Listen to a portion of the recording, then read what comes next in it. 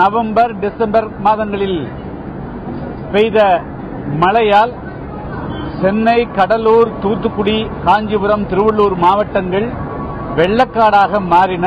லட்சக்கணக்கான மக்கள் மிகப்பெரிய பாதிப்புக்கு ஆளாயினார்கள்.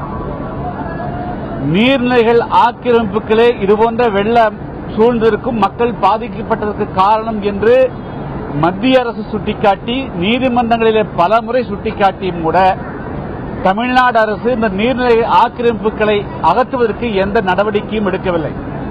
கடந்த சில தினங்களாக தூத்துக்குடி மாவட்டத்தில் கமேசா என்ற குஜராத் காற்றாலை நிறுவனம் ஓட்டப்பிடாரத்தை சுற்றி இருக்கக்கூடிய ஓசனூத்து, குலசேகரனூர், பசுவந்தனை உட்பட 3 தாலுகாக்களில் வாழக்கூடிய 3 லட்சத்துக்கு மேற்பட்ட மக்களுடைய வாழ்வாதாரத்தை பாதிக்கக்கூடிய வகையில்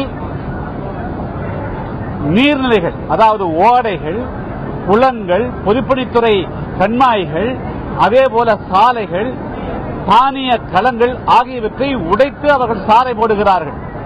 யாரிடத்திலே புகார் செய்தாலும், தாசில்தார் இடத்திலே, வட்டார வழக்கிடத்திலே, கலெக்டர் இடத்திலே, பொதுப்பணித்துறை இடத்திலே யாரிடத்திலே புகார் செய்தாலும் எந்த நடவடிக்கையும் எடுக்காமல் அந்த மாவட்ட ஆட்சியரும் அங்க உள்ளூர் அமைச்சரும் ஒன்றாக இணைந்து கொண்டு அந்த காற்றாலை நிறுவனத்திற்கு சாதகமாக செயல்பட்டு நீர்நிலைகளை முற்றாக சிதறடிக்கிறார்கள், அழித்துக் கொண்டிருக்கிறார்கள்.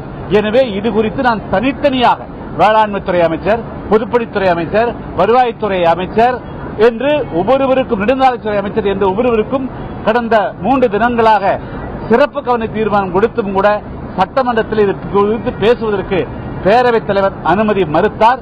எனவே அதை கண்டித்தும், அதேபோல அரசு ஊழியருடைய போராட்டம் உட்பட பல்வேறு விதமான கோரிக்கைகளை, மாற்றுத்திறனாளிகளுடைய போராட்டம் குறித்தும் பிரச்சனை எழுப்ப முயற்சி செய்ய அனுமதி மறுத்தார்கள். எனவே வெளிநடப்பு செய்திருக்கிறார்.